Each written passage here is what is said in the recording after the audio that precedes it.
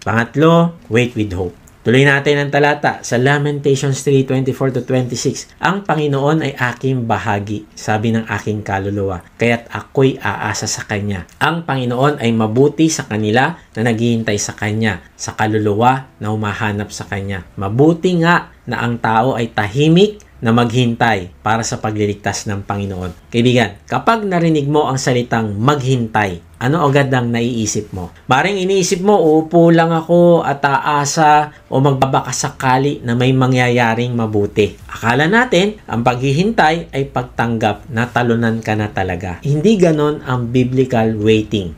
Ang biblical waiting ay active. Ito ay puno ng pag-asa, pagtitiwala at inaasahan mo talaga na kikilos ang Diyos. Ang salitang Hebreo na ginamit dito ay may kahulugang tumitingin ng may pananabik. Parang isa na buntis at tiyak na nag-aantay sa kapanganakan ng kanyang sanggol. Hindi nga lang niya pwedeng madaliin. Alam niyang masakit pero inaasahan niyang may lalabas na isang buhay galing sa kanyang sinapupunan. At dahil nag-aantay ng may pag-asa si Jeremiah, pansinin mo ang salitang kayat. Ibig sabihin, may dahilan kung bakit siya marunong mag-antay. Ang dahilan, ang Panginoon ay aking bahagi. Grabe, kapag alam mong si Lord ang bahagi mo, kapag alam mong siya ang lahat-lahat sa'yo, kapag alam mong siya lang ay solved ka na, doon mo masasabi, kaya ko maghintay, hindi ako magpapanik. Sa lumang tipan, noong pinaghati-hati ang lupain ng Israel sa 12 tribes, ang bawat tribe may tinanggap na lupain. Pero may isang tribe na hindi nakatanggap ng lupain. Sino yon? Yun yung tribe ng Levites. Walang binigay na lupain sa kanila ang Diyos. Bakit? Sabi ng Diyos kay Aaron sa Bilang 18:20, ako ang inyong bahagi at mana sa mga Israelita. Ang ibig sabihin, hindi mo kailangan magkaroon ng lupa. Now, hindi ko sinasabing masama magkaroon ng lupa. Ang sinasabi lang, hindi mo kailangan magkaroon ng lupa dahil ako mismo ang bahagi mo. Parang yun yung sinasabi ng Diyos sa mga Levita. Ang Diyos mismo ang kayamanan nila. Wala man silang pag-aari sa mundo, pero meron silang Diyos na hindi nawawala at nauubos. Kaibigan, meron ka bang Diyos na hindi nawawala at nauubos? At dahil dito, sinasabi mo, Lord, mawala man ng lahat, pero ikaw wag. Dahil kung meron ako ng Diyos, meron na ako ng lahat. Now, ito maganda kay Jeremiah. Nakita niya na gumuho na ang Jerusalem, wala na ang templo, wasak na ang buong lungsod, wala na ang yaman, wala na ang mga tahanan at sa gitna ng kawalan, sinabi niya, ang Panginoon ay aking bahagi. Grabe yun, parang sinasabi niya, kahit wala na akong ari-arian, kahit wala na akong trabaho, kahit wala na akong tagumpay, kahit wala na akong hawak na material na bagay para sa akin, sapat na ang Diyos. Hindi niya dinideny na nasasaktan siya, pero pinipili niyang i-focus ang puso sa Diyos kaysa sa sitwasyon. At dahil alam niyang sapat ang Diyos, kaya niyang maghintay. Hindi niya kailangan magmadali, hindi niya kailangan i-manipulate ang sitwasyon. Ang sabi niya lang, mas mabuti na maghintay ng tahimik. Ang salitang tahimik dito ay napakahalaga. Hindi ibig sabihin nito na walang imik o hindi gumagalaw. Kung hindi sa Hebreo, ang ibig sabihin ng tahimik ay walang reklamo, walang kaba, walang pagkabalisa. Kasi kaya siya nanahimik ay confident siya sa Diyos at nagtitiwala siya. Alam mo kaibigan, kapag nagtitiwala ka talaga sa Diyos, may kapayapaan. Kahit hindi mo pa nakikita ang resulta sa future, hindi ka nagmamadali, hindi ka restless, hindi ka paulit-ulit nag-aalala. Tahimik ka lang, pero puno ng pagtitiwala. Ang Panginoong Hesus ay may mga kaibigan malapit sa Kanya. Sino-sino sila? Si Maria, Martha, at Lazarus. Sila ay parang pamilya niya. Isang araw, nagkasakit si Lazarus. Hindi simpleng sakit, kundi nakakamatay na sakit. Kaya si Maria at Martha agad nagpadala ng mensahe kay Lord. John 11:3. Nagpasabi kay Jesus ang magkapatid, Panginoon, ang minamahal ninyong kaibigan ay may sakit. Pansinin mo, hindi nila sinabing, dali, pumunta ka, urgent. Hindi nila sinabing, please, heal him. Sinabi lang nila ang totoo. Panginoon, ang minamahal ninyong kaibigan, may sakit. Ang tawag dyan ay may pagtitiwalang panalangin. Pero ito'y nakagulat. Sabi sa John 11:4, nang marinig ito ni Jesus, ay sinabi niya, hindi niya ikamamatay ang sakit na ito. Nangyari iyon upang maparangalan ang Diyos at sa pamamagitan nito'y maparangalan ang anak ng Diyos. Parang magandang balita, di ba? Pero pagdating sa John chapter 11:6, gayunman, nagpalipas pa siya doon ng 2 araw mula nang mabalita ang may sakit si Lazaro. Ouch! Ang sakit. 2 araw pa siyang hindi kumilos habang si Lazarus ay naghihingalo na. Now, ito yung sagutin mo, kaibigan. Kung ikaw si Maria o Martha, ano mararamdaman mo? Baka sabihin mo, nasaan ka na, Lord? Magkakaibigan tayo. Mahal mo kami. Hindi ka ba nagmamadali? Hindi ka ba concerned? At nangyari nga na si Lazarus ay namatay. At kahit patay na, wala pa rin ang Panginoong Jesus. Pero bakit ganun? Grabe naman si Lord. Now, ito ang gusto ko makita mo, kaibigan. Ang delay ni Lord ay intentional, hindi aksidente. Hindi siya late, hindi siya busy. May plano siya. Hindi siya nakabase sa timeline ni na Maria at Martha. Siya ay nasa timeline ng Ama. At ang plano ng Ama ay hindi lang healing, kundi resurrection. Alalahanin mo ito. God's delays are not denials. Kung dumating agad si Jesus, magaling na sana si Lazarus. Pero hanggang doon na lang yon. Wala sanang himala na nabuhay ang patay. Tingnan mo ang kaibahan ng healing at resurrection.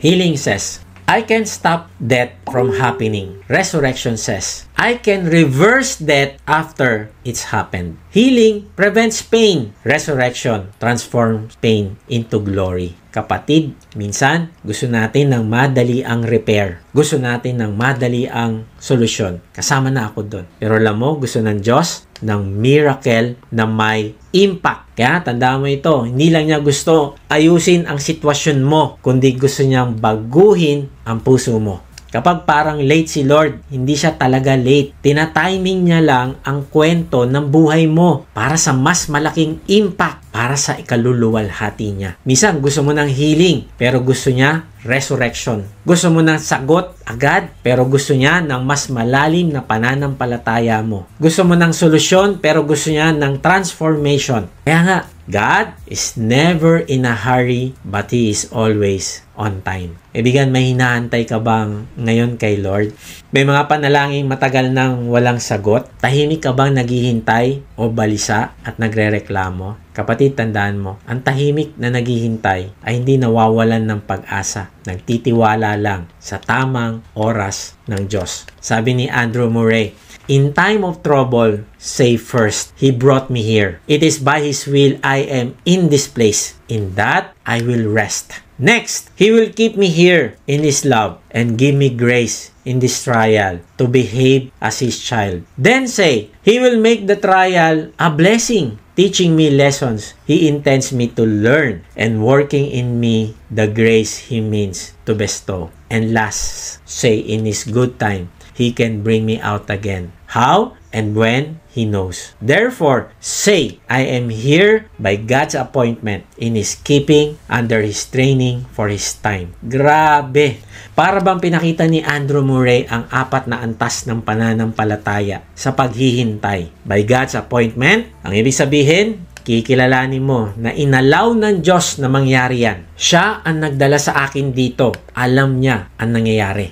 In His keeping, ang ibig sabihin, kung dinala niya ako sa sitwasyon na ito, aalagaan niya ako rito. Kasi siya ang nagdala rito sa akin. Pangatlo, under His training. Ang ibig sabihin, habang pinagdadaanan ko ito, may tinuturo naman siya sa akin at sinasanay. And then for His time. Ang ibig sabihin, ay siya ang nag-allow nito sa buhay ko. Kung ganon, siya din ang mag-aalis sa akin kung nais niya at kung kailan at kung paanong paraan niya gusto. Siya ang magde-decide. Hindi ayon sa oras ko, kundi ayon sa oras niya. Hindi ayon sa plano ko, kundi ayon sa plano niya. Kaya kaibigan, kahit hindi mo pa maintindihan ang nangyayari, pwede mong sabihin, hindi ko alam kung kailan, pero alam kong faithful ang Diyos. Kaya nga, palitan mo ang urgency ng expectancy. May malaking kaibahan ng urgency at expectancy. Urgency says, it has to happen now or I will panic.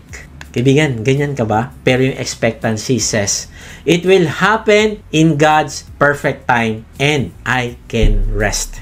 Kaibigan, nakakapagpahinga ka ba o nagpapanik? Sabi sa awit 27:14, magtiwala ka sa Panginoon, magpakatatag ka at lakasan mo ang iyong loob. Oo, maghintay ka sa Panginoon. Pangalawa, huwag mo i-manipulate ang circumstances. Sabi sa Kawikaan 3:5-6, magtiwala ka kay Yahweh ng buong puso at huwag ka mananangan sa sarili mong karunungan.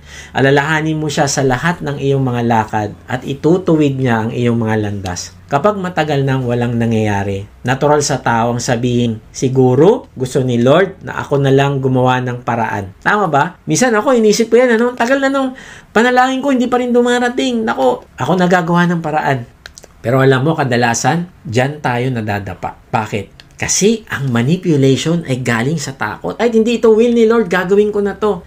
Kasi baka mamaya kung ano pa mangyari. No, kaibigan, relax. God is faithful. Huwag ka matakot. Huwag mo ipilit ang pinto na sarado pa. Kaibigan, meron bang pinto na hindi pa binubuksan ni Lord pero pinipilit mo na buksan? Kaibigan, hindi yan faith. At kung mabuksan mo man yan, baka mamaya hindi yan blessing. Baka yan ay curse. Kinuha mo sa persahan, kinuha mo sa maling paraan, hindi yan blessing, yan ay curse. Kung hindi yan kalooban ng Diyos, naku, kailangan siguro palsipikahin ko na itong aking papeles para lang pumasa na ako dito. Kaibigan, baka pumasa ka nga dyan, pero baka mamaya, hindi yan blessing, curse yan. Pinilit mo. Kasi kung oras na ni Lord, siya mismo ang magbubukas niyan. Huwag ka mag-alala. Sabi sa talata, huwag ka magtiwala sa sarili mo, kundi magtiwala ka sa Kanya ng buong puso. Don't force open what God has closed. And don't close what God is still opening. Tanungin mo ito sa sarili. Kanino ka umaasa sa panahon ng paghihintay? Sa sarili mo o sa Diyos? Marunong ka pa ba magpahinga sa presensya niya kahit walang nangyayari? Handa ka bang hayaan si Lord ang magtakda ng tamang oras mo? Kaibigan, marahil habang nakikinig ka ngayon, nararamdaman mo, matagal ka na naghihintay. Naghihintay ka ng sagot ng kagalingan, ng direksyon, ng kasagutan sa panalangin mo. Pero baka ang totoo, ang hinihintay pala ni Lord ay ikaw na bumalik sa Kanya. Ang unang hakbang ng waiting with hope ay hindi paghihintay sa sagot ng Diyos sa iyo. Ang unang hakbang ay pagtitiwala sa tagapagbigay ng sagot. Sino siya? Siya ang Panginoong Hesus. Siya ang tanging makakapuno ng puso mo. Siya ang makakapagbigay ng kapayapaan habang naghihintay. Manampalataya ka sa Kanya na Siya ang nagbayad ng lahat mong kasalanan sa krus, namatay at muling nabuhay. Kung mananampalataya ka sa Kanya, ikaw ay magkakaroon ng buhay na walang hanggan. Kaibigan, kahit nasan ka ngayon, ipahayag mo ang iyong pananampalataya sa Kanya sa pamamagitan ng panalangin. Sabihin mo sa Kanya, Panginoong Hesus, inaamin ko po na ako po ay makasalanan. Patawarin mo po ako. Nananampalataya po ako na ikaw ang nagbayad ng lahat ng kasalanan ko sa krus. Namatay ka, inilibing, at muling nabuhay upang patunayan sa amin na kami ay muli ring mabubuhay. Ngayon nga, binubuksan ko na po ang aking puso. Iniimbitahan kita, pumasok ka at manahan sa akin. Tinatanggap po kita bilang aking Panginoon at tagapagligtas. Simula ngayon, tatalikdan ko na ang aking kasalanan. Tulungan mo po ako na makilala ka ng mas malalim. Makilala ko ang iyong katapatan, ang iyong pagmamahal, ang iyong grace, ang iyong mercy. Tulungan mo ako lumago. Tulungan mo ako na maipahayag din kita sa mga mahal ko sa buhay at sa mga taong dadalhin mo sa akin. Amen. Alam mo kaibigan, kapag pinalangin mo yan, nasaan na ang Diyos? Nasaan na ang Panginoong Hesus? Nasa puso mo na. At ngayon din, meron siyang ginawang pagbabago sa iyo. Binigyan ka niya ng kapangyarihang humindi sa kasalanan. Binigyan ka niya ng pagtitiwala. Binigyan ka niya ng faith na palalaguin niya sa buhay mo. Ang kailangan mo lang gawin ay makipag-cooperate ka sa Kanya araw-araw. So ano-anong gagawin natin para lumago yung pagtitiwala natin sa katapatan ng Diyos? Remember His faithfulness. Alalahanin mo ang kabutihan ng Diyos. Kahit nasa mahirap na sitwasyon ka, magpasalamat ka sa Kanya araw-araw. Number 2, expect morning mercy. Simulan mong iyong araw na may joy at peace kasi alam mong laging bago ang awa ng Diyos sa iyo. Number 3, wait with hope. Ang Diyos ay tapat at Siya lang ay sapat na para sa iyo, kaibigan. Kaya maghintay ka na may kapayapaan. Huwag mo sabihin, kulang pa ako ng ganito, kulang pa ako ng ganyan. Ang sabihin mo, Lord, Ikaw lang sapat na. Tulungan mo ako na ma-delight sa iyo, na mas maging masaya ako sa iyo kaysa sa mga bagay na hinihiling ko. Kaibigan, anumang bagyo ang hinaharap mo ngayon, ay alalahanin mo ito. The sun will rise. God will move. His faithfulness will stand. Kung kaya mong alalahanin ang kanyang kabutihan, asahan mo din ang kanyang bagong awa. At maghintay sa tamang timing ni Lord. Walang bagyong makakayanig sa pananampalataya mo. Hindi dahil matatag ka, kundi dahil matatag ang Diyos na faithful sa iyo at sa akin. God bless po sa inyong lahat.